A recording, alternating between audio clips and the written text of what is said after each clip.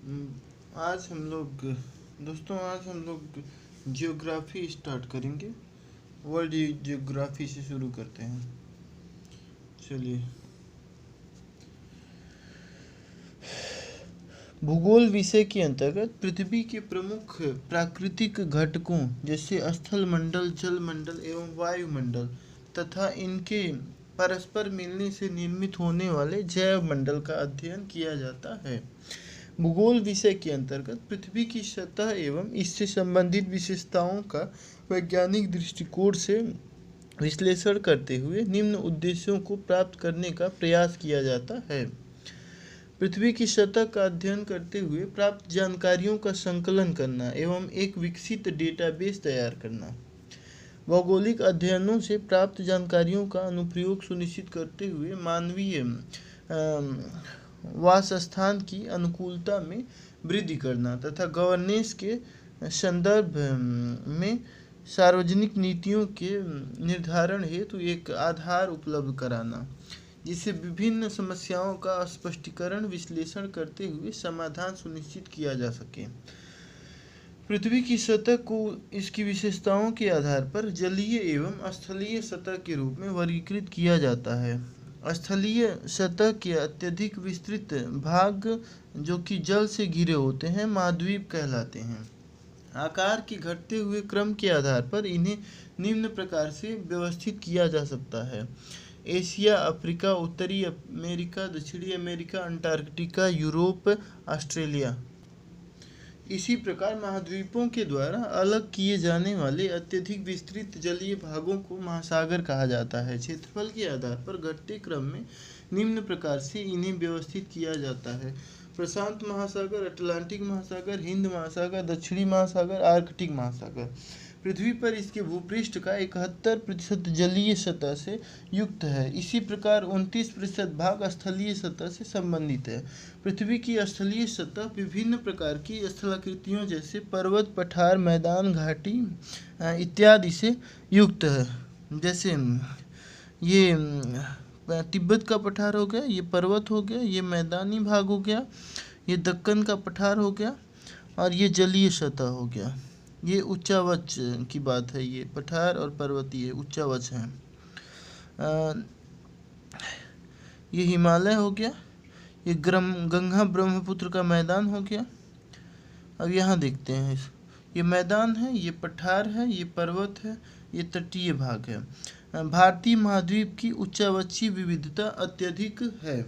स्थलीय सतह में स्थलाकृतियों की उच्च स्तरीय विविधता होने के कारण यहाँ पाई जाने वाली मौसमी दशाओं जैसे वर्षा, तापमान, आर्द्रता इत्यादि में विभिन्नता पाई जाती है,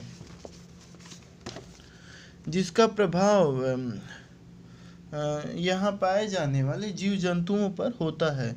इस प्रकार इन जीव जंतुओं के द्वारा भू सतह से संबंधित विभिन्न भौगोलिक क्षेत्रों की जैव विविधता का निर्धारण होता है। पृथ्वी की उत्पत्ति 4.5 बिलियन वर्ष पूर्व हुई, जबकि पृथ्वी पर जीवन की उत्पत्ति 4.1 बिलियन वर्ष पूर्व हुई। वर्तमान समय में पृथ्वी पर अत्यधिक विविधता युक्त जीव समुदायों का विकास हुआ है, जिन्हें इनकी विशिष्टता के आधार पर निम्न प्रकार से वर्गीकृत किया जा सकता है, जैसे Monera, protista, fungi, plant, animalia. ये जीव समुदाय हैं। वर्तमान में पृथ्वी पर 7.5 बिलियन मानव जनसंख्या पाई जाती है, जो विश्व के अलग अलग क्षेत्रों में विविधतापूर्व युक्त सामाजिक सांस्कृतिक परिवेश में निवास करते हैं। इनकी शारीरिक बनावट, कपाल सूचकांक, नासिका सूचकांक इत्यादि के आधार पर 3 उपप्रजातियों में वर्गीकृत किया जाता है, जो कि निम्नलिखित हैं: निग्रोयड, मंगोलायड, काकेसायड। पृथ्वी का औसत तापमान 14 डिग्री सेल्सियस है।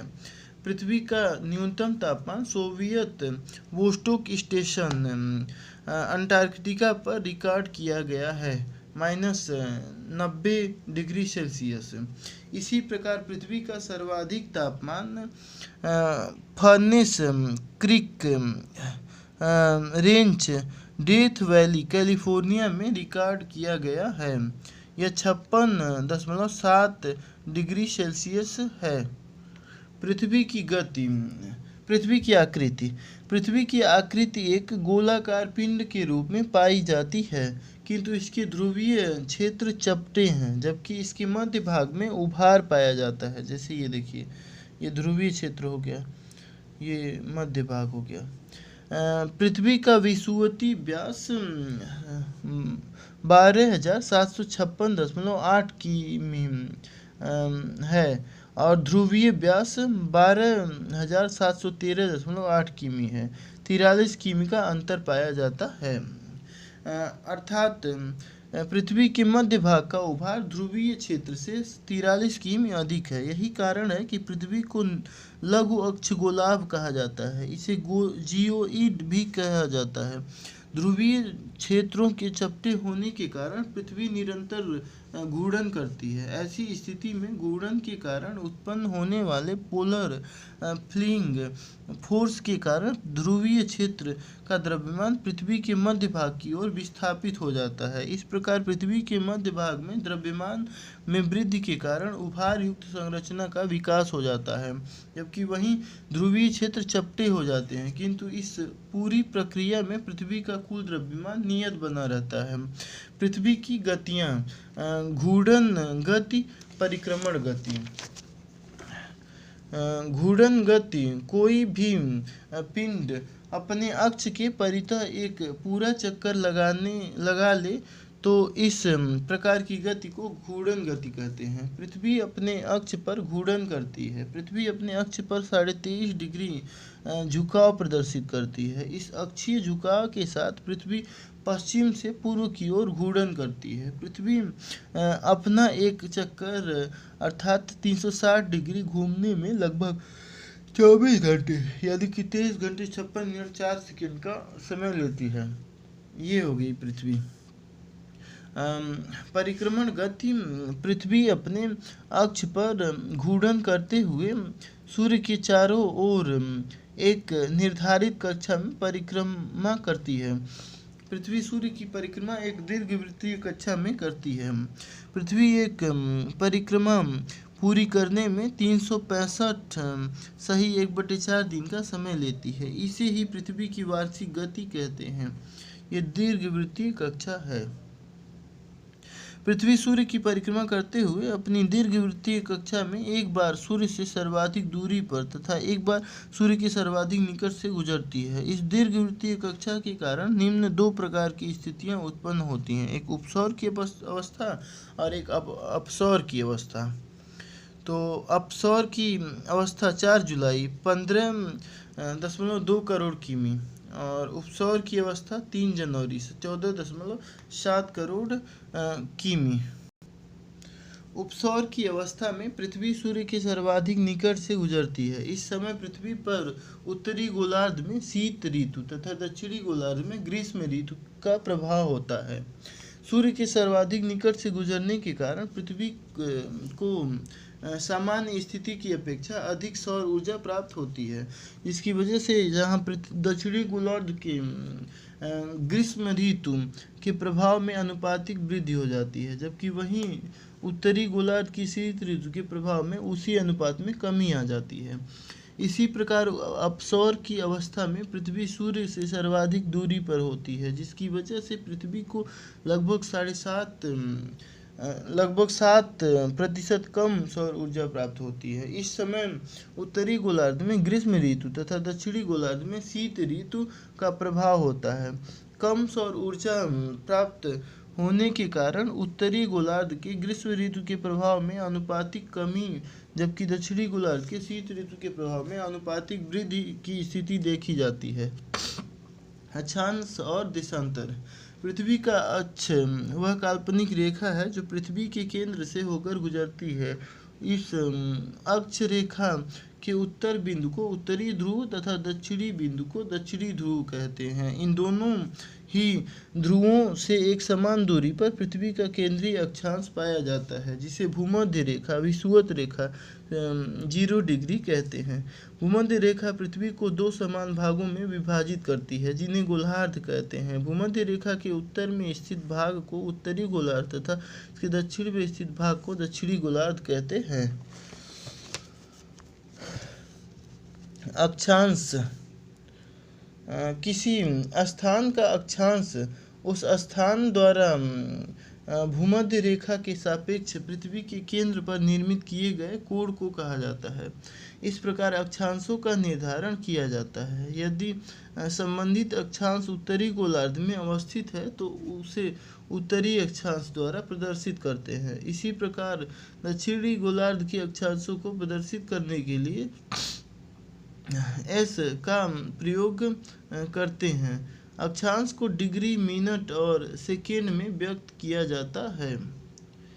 अक्षांश रेखा अक्षांश रेखा वह काल्पनिक रेखा है जो समान अक्षांशों को मिलाने के क्रम में तैयार होती है।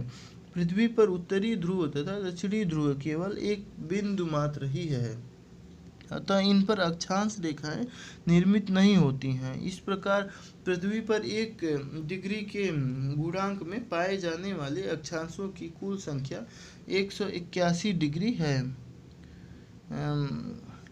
NH 90 अक्षांश, SH 90 अक्षांश एवं भूमध्य रेखा 1। इसी प्रकार कुल अक्षांश रेखाओं की संख्या 179 है। पृथ्वी पर महत्वपूर्ण अक्षांश रेखाओं का निर्धारण पृथ्वी पर इन अक्षांशों का निर्धारण निम्न आधारों पर किया जाता है। पृथ्वी का अक्षीय झुकाव, पृथ्वी की परिक्रमण गति।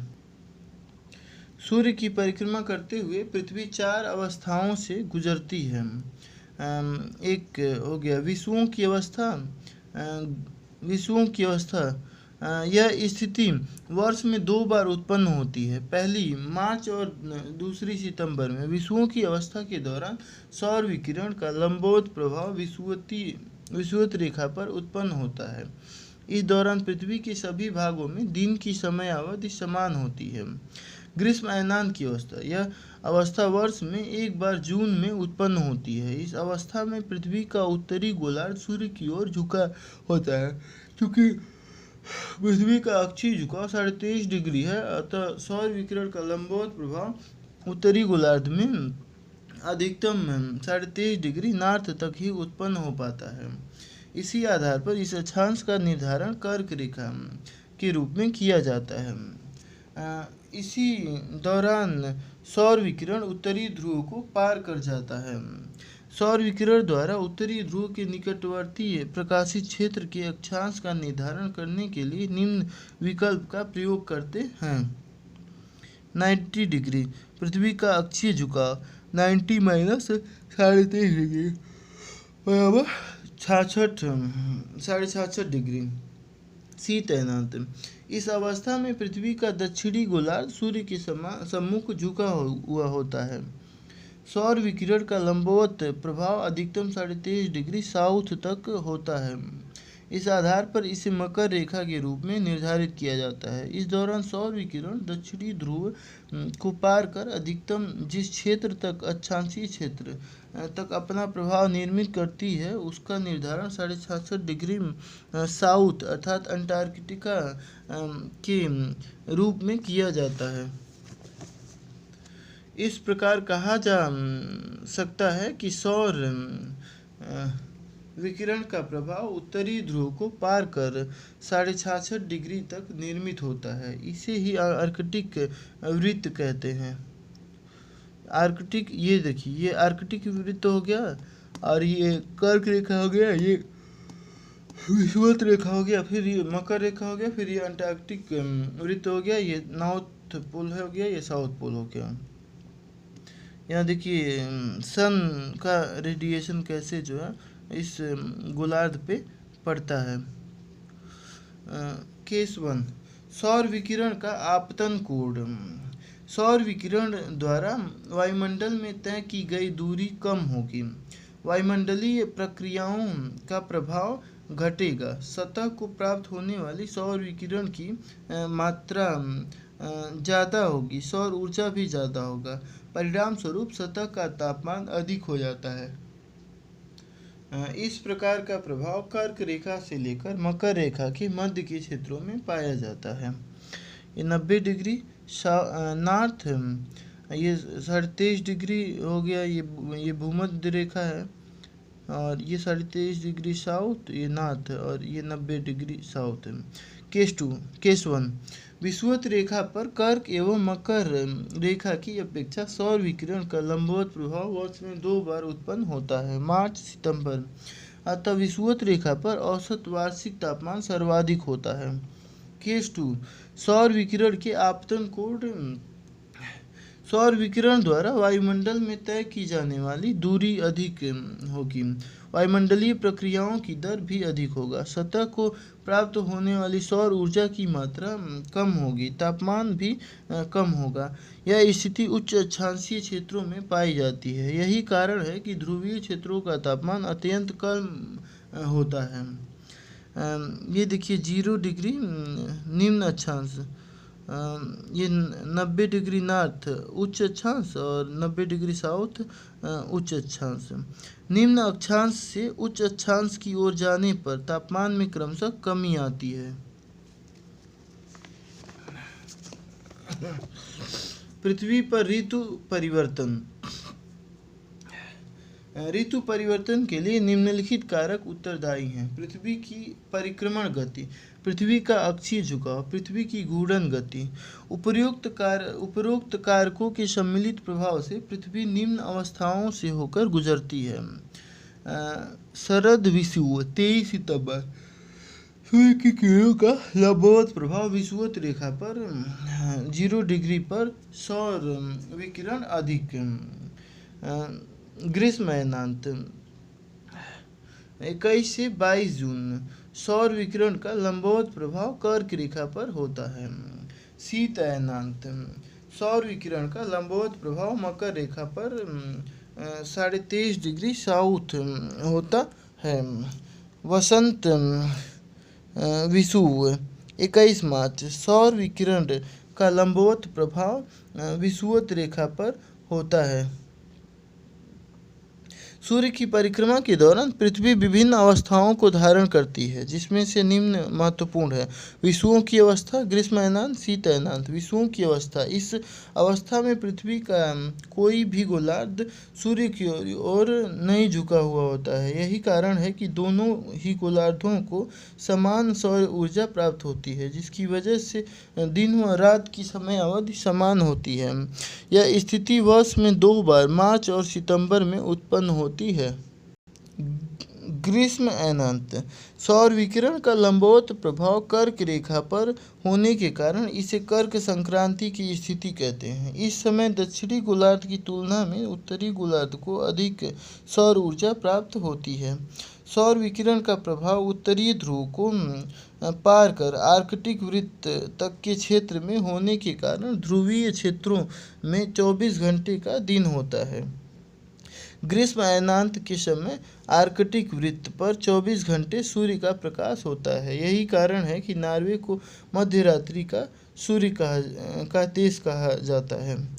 90 डिग्री नॉर्थ 24 घंटे का दिन।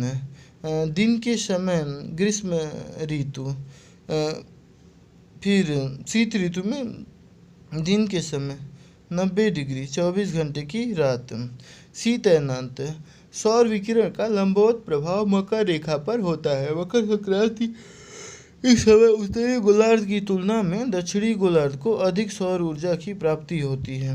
परिणाम स्वरूप दक्षिणी गोलार्ध में ग्रीष्म अयनांत का प्रभाव पाया जाता है, जबकि उत्तरी गोलार्ध में शीत अयनांत का प्रभाव पाया जाता है। इस समय सूर्य की किरणें दक्षिणी गोलार्ध को पार कर अंटार्कटिक वृत्त के क्षेत्र को प्रकाशित करती हैं, जिसकी वजह से दक्षिणी ध्रुव पर 24 घंटे का दिन तथा उत्तरी ध्रुव पर 24 घंटे की रात होती है। शीत ऋतु, ग्रीष्म ऋतु 90 डिग्री नॉर्थ 24 घंटे की रात और 90 डिग्री साउथ 24 घंटे का दिन। देशांतर रेखा ऐसे खड़ा होता है। देशांतर रेखाएं वे रेखाएं हैं जो उत्तरी ध्रुव को दक्षिणी ध्रुव से जोड़ती हैं तथा भूमध्य रेखा तथा अन्य सभी रेखाओं का लंबवत होती हैं। सभी देशांतर रेखाओं की लंबाई बराबर होती है, जिसकी वजह से यह निश्चित करने में असुविधा होती थी कि किस देशांतर रेखा को प्रधान देशांतर रेखा के रूप में चुना जाए। इस समस्या के समाधान के लिए 1884 में एक अंतर्राष्ट्रीय सम्मेलन आयोजित किया गया, जिसमें लंदन के निकट ग्रीनविच नामक स्थान में अवस्थित रॉयल ऑब्जर्वेटरी से होकर गुजरने वाली देशांतर रेखा को प्रधान देशांतर रेखा के रूप में घोषित किया गया। यह 0 डिग्री देशांतर को प्रदर्शित करती है।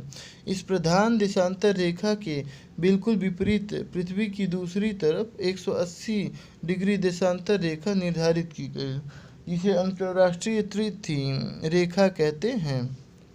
पश्चिमी गोलार्ध, पूर्वी गोलार्ध, north pole, south pole 51 GMT 0 degree, या north pole south pole 180 degree देशांतर। इसकी अवस्थिति प्रधान देशांतर के विपरीत पृथ्वी पर दूसरी तरफ पाई जाती है। अन्य देशांतर रेखाओं के सापेक्ष ये दो प्रमुख देशांतर रेखाएं अधिक महत्वपूर्ण हैं। प्रधान देशांतर रेखा को आधार बनाकर समय की गणना की जाती है, जबकि वहीं 180 डिग्री देशांतर को आधार बनाकर तिथि की गणना की जाती है। 0 डिग्री GMT तथा 180 डिग्री देशांतर रेखाएं दोनों ही गोलार्धों के लिए उभयनिष्ठ होती हैं। देशांतर किसी स्थान का देशांतर उस स्थान से GMT 0 डिग्री के सापेक्ष पृथ्वी के केंद्र पर निर्मित होने वाले कोण के द्वारा निर्धारित किया जाता है। ये हो गया 20 डिग्री ईस्ट। निर्धारित किया जाने वाला देशांतर यदि GMT के पूर्व में स्थित है तो इसे पूर्वी देशांतर, तथा यदि यह पश्चिम में स्थित है तो इसे पश्चिमी देशांतर कहते हैं। जैसे प्रयागराज का देशांतर 22.5 डिग्री 82 डिग्री ईस्ट है।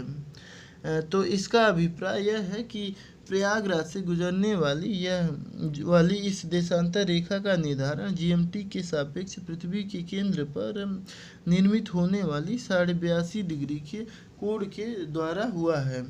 देशांतर तथा समय। देशांतर तथा समय में घनिष्ठ संबंध होता है, जो कि पृथ्वी की दैनिक गति पर आधारित होता है। पृथ्वी अपने अक्ष पर घूर्णन अक्ष पर 24 घंटे में 360 डिग्री घूम जाती है। इस प्रकार पृथ्वी को 1 डिग्री देशांतर के घूर्णन में 4 मिनट का तथा 15 डिग्री देशांतर घूमने में 1 घंटे का समय लगता है। यहाँ देखिए साउथ पोल से 15 डिग्री इधर अगर है तो 15 डिग्री पश्चिम देशांतर हो गया, इधर है तो 15 डिग्री ईस्ट देशांतर हो गया। देखिए 4 मिनट का समय लगता है ये एक देशांतर, 15 देशांतर का मतलब कि 1 घंटा। इसका अर्थ यह है कि जो दो स्थान एक दूसरे से 15 डिग्री देशांतर की दूरी पर हैं, उनके मध्य 1 घंटे का समय का अंतर होता है।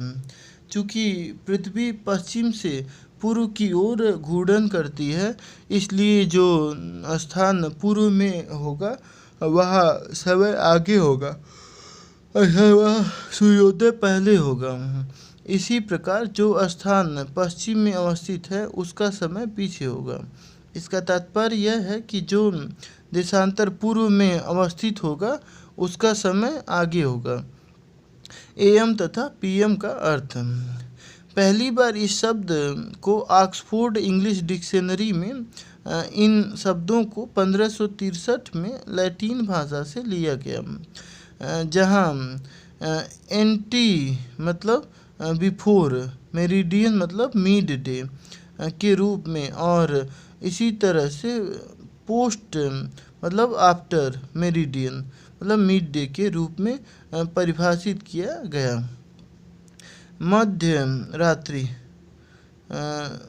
12 बजे फिर 9-6, फिर 3, फिर 12 बजे दोपहर का समय, फिर 3-6-9, फिर 12 मध्य रात्रि। मध्याह्न के पूर्व का समय एंटी मेरिडियन। मध्याह्न या नून या मिड डे सौर विकिरण का सतह पर लंबवत प्रभाव हो, दोपहर का समय। और पोस्ट मेरिडियन मध्याह्न के बाद का समय, पीएम वाला हो गया। मानक समय 82.5 डिग्री ईस्ट, ये जो है प्रयागराज का है समय। किसी भी देश में समय संबंधी गणना में कोई दुविधा उत्पन्न ना हो, इसके लिए प्रत्येक देश के द्वारा मानक समय की संकल्पना का प्रयोग किया जाता है। यह मानक समय संबंधित देश के मध्य से गुजरने वाली विशिष्ट देशांतर का स्थानीय समय होता है। भारत का मानक समय प्रयागराज से गुजरने वाली 82.5 डिग्री ईस्ट देशांतर द्वारा निर्धारित किया जाता है। इसे भारतीय मानक समय इंडियन स्टैंडर्ड टाइम कहते हैं, जो कि प्रधान देशांतर रेखा से 5.5 घंटे आगे है। पश्चिमी गोलार्ध, पूर्वी गोलार्ध 180 डिग्री हो गया, ये ग्रीन विच रेखा है। फिर 180 डिग्री पूर्वी गोलार्ध हो गया। 12 समय क्षेत्र, टोटल जो है 24 समय क्षेत्र। विश्व समय क्षेत्र, विश्व के समय क्षेत्रों के निर्धारण के लिए 15 डिग्री देशांतर अर्थात 1 घंटे के समयांतराल को आधार बनाया जाता है। इस प्रकार जीएमटी से पूर्व तथा पश्चिमी गोलार्धों को 24 समय क्षेत्र में विभाजित किया जाता है। प्रत्येक क्षेत्र का अपना मानक देशांतर होता है, जिसे समय देशांतर कहते हैं। ऐसे देश जिनका पूर्व और पश्चिम विस्तार अत्यधिक होता है, तो ऐसे बड़े विस्तार वाले देशों में एक से अधिक समय क्षेत्रों का निर्धारण किया जाता है। जैसे यूएसए में मुख्य धरातलीय भागों में 5 समय क्षेत्र हैं, जबकि अलास्का तथा बेरिंग सागर को मिलाकर 7 समय क्षेत्र बन जाते हैं।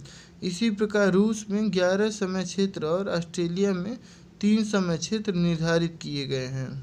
अंतर्राष्ट्रीय राष्ट्रीय रेखा 12 घंटे जीएमटी है, ये 180 डिग्री। पूर्वी गोलार्ध हो गया और ये पश्चिमी गोलार्ध हो गया। A B 1 day plus 1 day. पूर्वी गोलार्ध से 180 डिग्री देशांतर को पार कर पश्चिमी गोलार्ध में प्रवेश करने पर समय को समायोजित करने की आवश्यकता होती है। चूँकि पूर्वी गोलार्ध पर बिंदु ए का समय 24 घंटे आगे होता है, अतः 180 डिग्री को पार करने पर समय की गणना में 1 दिन कम करना होगा। इसी प्रकार पश्चिमी गोलार्ध से 180 डिग्री देशांतर को पार कर पूर्वी गोलार्ध में प्रवेश करने पर समय की गणना में 1 दिन बढ़ाना होता है। अंतर्राष्ट्रीय तिथि रेखा का अधिकांश भाग 180 डिग्री देशांतर का अनुसरण करता है, किंतु इसके कुछ भागों में विचलन किया गया है। ऐसा उन संबंधित क्षेत्रों, द्वीपों तथा देशों की सुविधा के लिए किया जाता है।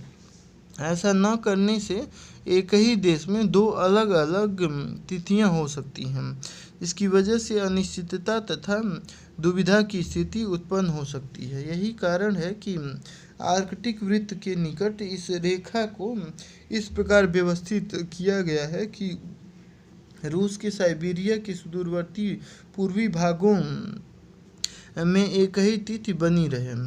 इसके दक्षिण में इसे पश्चिम की ओर मोड़ा जाता है, जिससे यूसियन द्वीप समूह से अलास्का प्रायद्वीप को जोड़ा जा सके।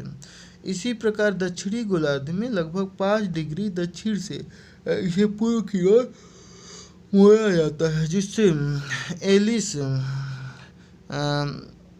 बालिस, फिजी तथा टोंगा द्वीपों की तिथि न्यूजीलैंड के समान हो सके। विश्व का भूगोल। भौतिक भूगोल, भू-आकृति विज्ञान, जलवायु विज्ञान, समुद्र विज्ञान और जैव भूगोल। और भारत का भूगोल में भौतिक भूगोल और आर्थिक भूगोल। कृषि संसाधन, जैसे कृषि संसाधन, जल, खनिज और मध्य। उद्योग और आर्थिक क्षेत्र, सीज, ईजेड और ईटीसी। परिवहन और आधारभूत संरचना। रीजनल जियोग्राफी, मैपिंग, जैसे आईआर में और आईएस सिक्योरिटी में और साइंस और टेक में। पर्यावरणीय पहलू। भौतिक विशेषता, महाद्वीपों में भौतिक विशेषता, संसाधन, आर्थिक विशेषता, सामाजिक आर्थिक आधार पर तुलना। पृथ्वी की आंतरिक संरचना। पृथ्वी की आंतरिक संरचना को जानने के लिए निम्न स्रोतों को आधार बनाया गया। परंपरागत विचार और प्राकृतिक स्रोत। तो परंपरागत विचार में भौतिक स्रोतों पर आधारित, घनत्व आधारित अध्ययन, तापमान आधारित अध्ययन, दाब आधारित अध्ययन। और प्राकृतिक स्रोत में ज्वालामुखी प्रक्रिया, भूकंप विज्ञान आधारित अध्ययन, भूकंप विज्ञान द्वारा प्राप्त जानकारी। क्रस्ट, मेंटल और कोर, ऊपरी परत, मध्यम परत और आंतरिक परत। पृथ्वी का यांत्रिक वर्गीकरण, स्थल मंडल, दुर्बल मंडल, मध्य मंडल और केंद्र मंडल। निष्कर्ष। वर्तमान दृष्टिकोण। द्रव्यवाद, किसी पदार्थ में पदार्थ की मात्रा को द्रव्यमान कहते हैं। घनत्व, द्रव्यमान आयतन, आयतन अधिक, पदार्थ का घनत्व कम। दाब अधिक, आयतन कम, पदार्थ का घनत्व अधिक। दाब हो गया, ये दाब हो गया। प्रत्येक पदार्थ की अपनी एक निश्चित प्रत्यास्थ सीमा होती है। इसके बाद लगने वाले दाब का पदार्थ प्रतिरोध कर देता है। इस प्रकार कह सकते हैं कि दाब में वृद्धि कर आयतन में कमी द्वारा किसी पदार्थ के घनत्व को एक न्यूनतम सीमा तक ही बढ़ाया जा सकता है। इसके उपरांत दाब बढ़ाने पर पदार्थ की प्रत्यास्थ सीमा के कारण उसी घनत्व में कोई परिवर्तन नहीं होगा। पृथ्वी के आंतरिक भाग में जाने पर घनत्व बढ़ जाता है। ऊपर जो है 2.7 ग्राम और नीचे आएंगे तो 5.5 ग्राम। पृथ्वी के सतह के अध्ययन के द्वारा भूगोलवेत्ताओं ने यह निष्कर्ष प्रस्तुत किया कि निश्चित रूप से पृथ्वी के आंतरिक भाग में जाने पर घनत्व में वृद्धि की स्थिति पाई जाएगी। पृथ्वी की आंतरिक परतों में घनत्व संबंधी वृद्धि के कारणों को स्पष्ट करने के क्रम में 2 मत प्रस्तुत किए गए। प्रथम मत, पृथ्वी के आंतरिक परतों में पदार्थ तो उसी प्रकार के पाए जाते हैं जैसे सतह पर पाए जाते हैं, किंतु ऊपर की परतों के द्वारा उत्पन्न होने वाले दाब के कण इन आंतरिक परतों का घनत्व अधिक हो जाता है। आलोचना, प्रत्येक पदार्थ की अपनी प्रत्यास्थ सीमा होती है जिसके बाद दाब में वृद्धि से घनत्व में वृद्धि संभव नहीं है। द्वितीय मत, पृथ्वी की विभिन्न परतों में पाए जाने वाले पदार्थ के रासायनिक संगठन में अंतर पाया जाता है। पृथ्वी के आंतरिक भाग में भारी पदार्थों की उपस्थिति के कारण घनत्व में वृद्धि हो जाती है। आलोचना, द्वितीय मत की आलोचना में कहा गया है कि इससे यह स्पष्ट नहीं हो पाता कि विभिन्न परतों की गहराई कितनी है। इसके साथ ही पृथ्वी के आंतरिक परतों की भौतिक विशेषता भी स्पष्ट नहीं हो पाती है। घनत्व आधारित अध्ययन से पृथ्वी की आंतरिक दशा की स्पष्ट जानकारी प्राप्त न हो पाने के कारण तापमान आधारित अध्ययन को महत्व दिया गया। तापमान आधारित अध्ययन के अनुसार सतह से केंद्र की ओर जाने पर प्रत्येक 100 मीटर की गहराई में जाने पर 2 से 3 डिग्री सेल्सियस की दर से तापमान में वृद्धि होती है, जिसके आधार पर यह निष्कर्ष प्रस्तुत किया गया कि 96 किमी की गहराई पर तापमान इतना अधिक हो जाता है कि कोई भी पदार्थ ठोस अवस्था में नहीं रह सकता है। इस प्रकार तापमान आधारित अध्ययन के आधार पर किया गया कि पृथ्वी की ऊपरी परत ठंडी होने के कारण ठोस पदार्थों से युक्त है, जबकि इसका आंतरिक भाग पूरी तरह से तरल अवस्था में पाया जाता है। इसकी पुष्टि के लिए अध्ययनकर्ताओं ने ज्वालामुखीयता को आधार बनाया।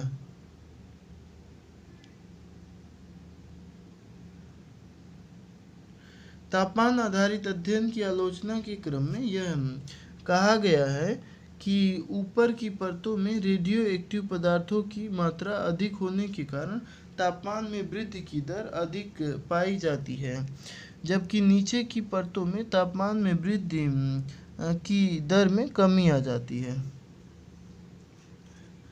ये देखिए, रेडियो एक्टिव पदार्थों का संकेंद्रण अधिक हो जाता है 2 डिग्री से 3 डिग्री सेल्सियस में। तापमान में वृद्धि की दर भी बढ़ जाती है। आंतरिक परतों में पर तापमान बढ़ जाता है किंतु तापमान वृद्धि 0 से 5 डिग्री सेल्सियस से 1.2 डिग्री सेल्सियस की दर में कमी आ जाती है।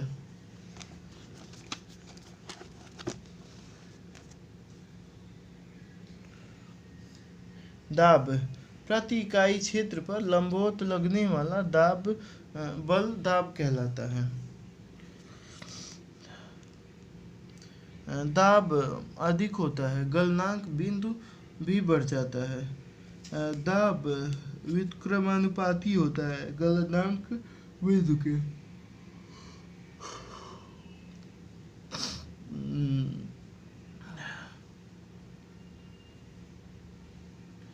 गलनांक बिंदु वह तापमान जिस पर पदार्थ पिघलने लगता है उसे उस पदार्थ का गलनांक बिंदु कहते हैं। प्रत्येक पदार्थ का गलनांक बिंदु अलग अलग होता है। दाब आधारित अध्ययन के द्वारा यह विचार व्यक्त किया गया कि तापमान के प्रभाव का अध्ययन करते समय दाब के प्रभाव को सम्मिलित नहीं किया गया, चूँकि दाब का गलनांक बिंदु के साथ समानुपातिक संबंध होता है। इसलिए अधिक तापमान होने पर भी अधिक दाब होने के कारण पदार्थ ठोस अवस्था में रह सकता है। इस प्रकार दाब आधारित अध्ययन के द्वारा यह निष्कर्ष प्रतिपादित किया गया कि पृथ्वी ठोस पदार्थों से निर्मित एक गोलाकार पिंड के समान है। भौतिक स्रोतों से स्पष्ट जानकारी प्राप्त न हो पाने के कारण पृथ्वी की आंतरिक संरचना को समझने के लिए प्राकृतिक स्रोतों के आधार पर बनाया गया, जैसे ज्वालामुखीयता हो गया और भूकंप विज्ञान हो गया।